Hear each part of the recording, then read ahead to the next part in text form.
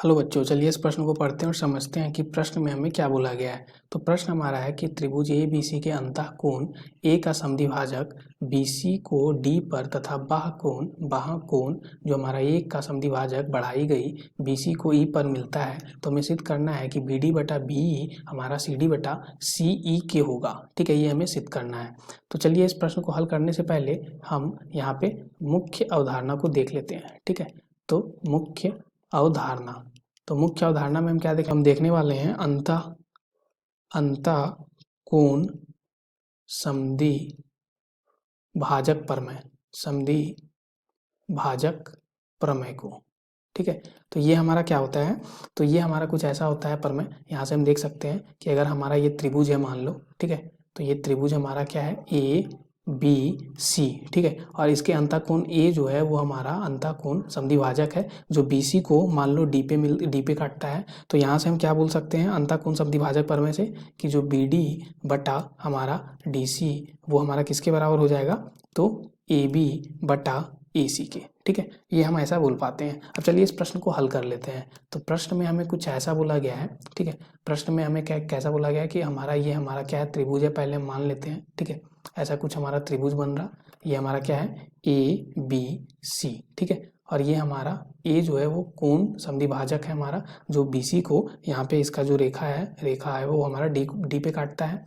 अब सी को हम बढ़ाते कहाँ तक हैं, ई तक बढ़ाते हैं। ठीक है, तो ये ई तक हमने बढ़ाया, और जो हमारा ए ई होगा वो ए कोण का हमारा बाह्य कोण समद्विभाजक होगा। ठीक है, तो यहाँ पे ऐसा कुछ हो गया।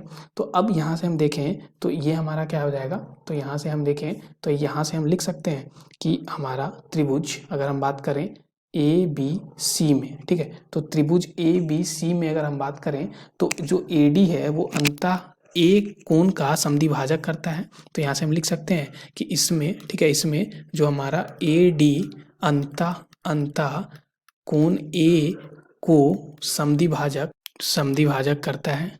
ठीक है, तो समद्विभाजक करता है।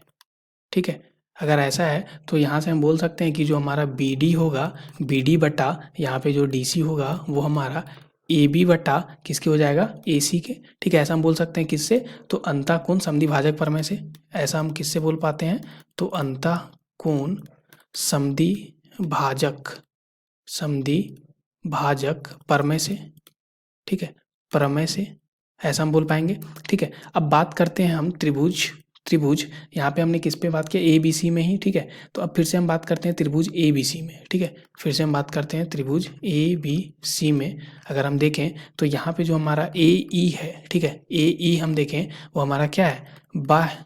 ठीक है, ए ई हमारा बाह्य कोण ए को समद्विभाजक करता है।